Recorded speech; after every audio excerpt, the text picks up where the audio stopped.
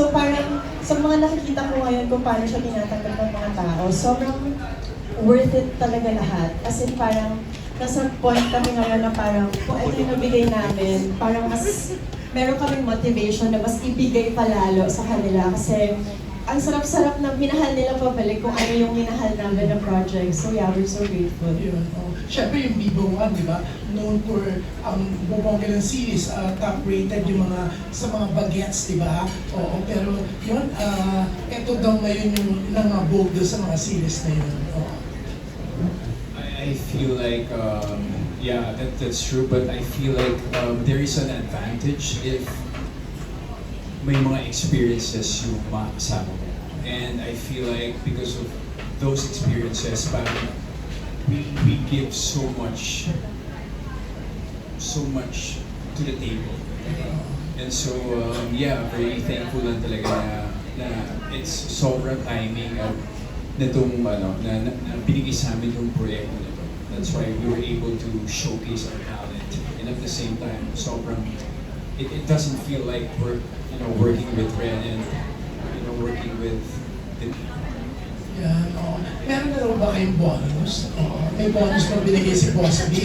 Kasi parang Ren gusto malaman ni Tita Aster, syempre co-manager siya, di ba?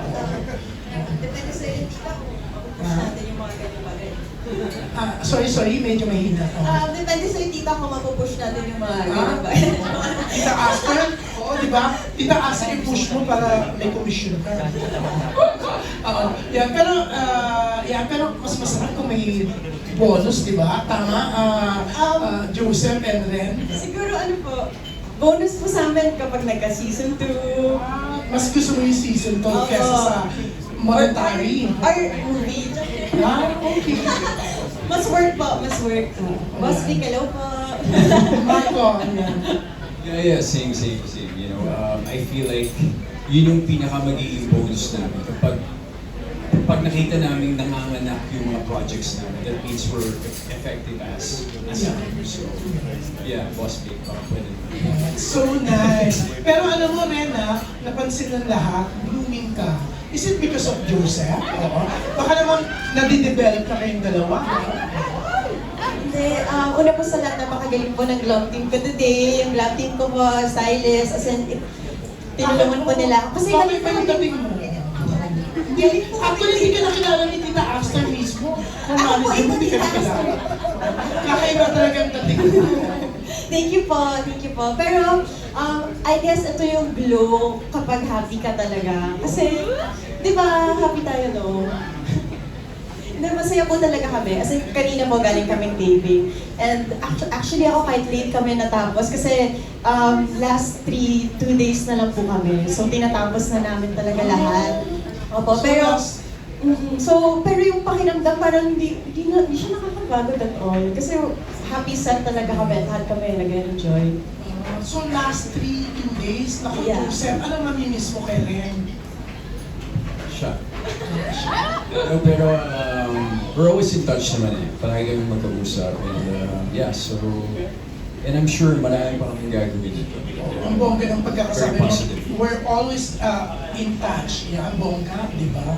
Oo. Pero yan na, thank you and congratulations, bongga. Thank you so much. So sabi mo yung kanina, you don't mind madaming notifications. Lalo pag galing kayo rin yung notifications. Okay mo.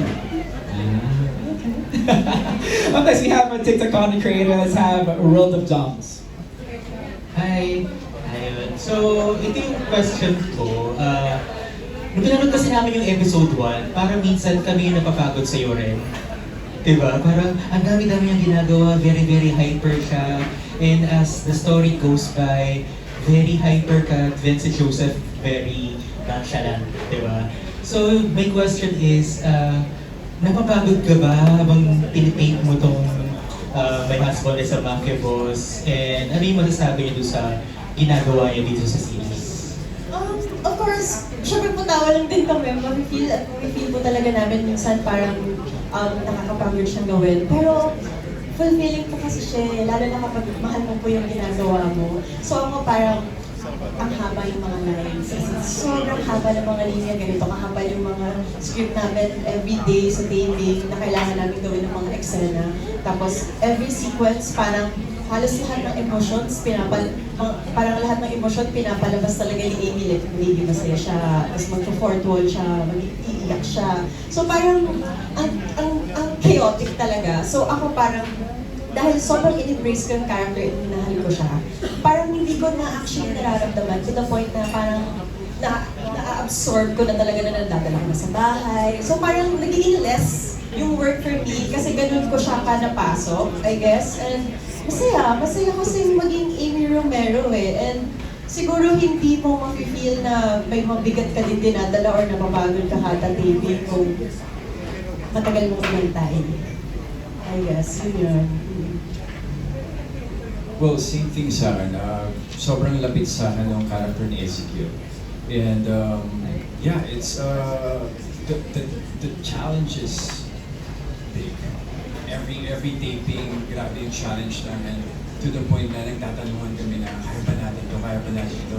We're gonna see 6 pages scenes, 8 pages scenes, and nag-throw lines kami for 2 hours, 3 hours. We're just throwing lines kasi yung challenge sa kanya, grabe, sobrang ganda ni Amy. And yung sa akin naman, as in puro English. You know, it's at the end of the day, it's not my first language. So, it's quite also a challenge for me. Kaya, grabe yung challenge namin sa isa't isa. Pero, at the end of the day, you know, huhugot kami ng lakas sa bawat isa. And, sobrang na-inspire ako nila because sobrang hard work. And just whenever I think about that, you know, palagi ko iisip that, you know, dapat mas galingan ko pa, dapat mas magtulungan pa kami, hilahan pa kami pataas. Kaya, yeah, it's just very thankful na sa very important. Ayun. Thank you so much. And I just knew that yung last month, Aris pala si Ren. So kaya talagang super hyper ka pala talaga dito sa role. Actually, ang nilagay ko po talaga sa background ni Amy, I think Aris. Aris talaga. Aris din talaga siya. Aris energy siya. Aris energy. Actually, mag-birthday tayo. For Birthday. Ina. Oh my gosh. Ayun, yun lang naman. Same setup. Same sa ganyan. Kaya mo, minsan AB din ako gano'n. Sorry. Thank you so Thank much. you po. Thank you so much, it's a tie. Pero na alam mo, sabi mo kanina, ang tagal mo in-entire dito, and you really deserve this. I mean, for the longest time, you've been working really hard. And now, ito na yung harvesting season mo. Yun ni Joseph, diba? Congratulations for that. Next, let's have from Random Republica, Miss Kate at the heart. Hi, Miss Kate. Hi, good afternoon. Thank you, CJ. Anong instance or moment yung pa-realize sa inyo na hit nga talaga yung series? And parang can you guys give us a glimpse kung ano yung pagbabago ngayon pag lumalabas? To be honest, I've been on the industry for almost 20 years.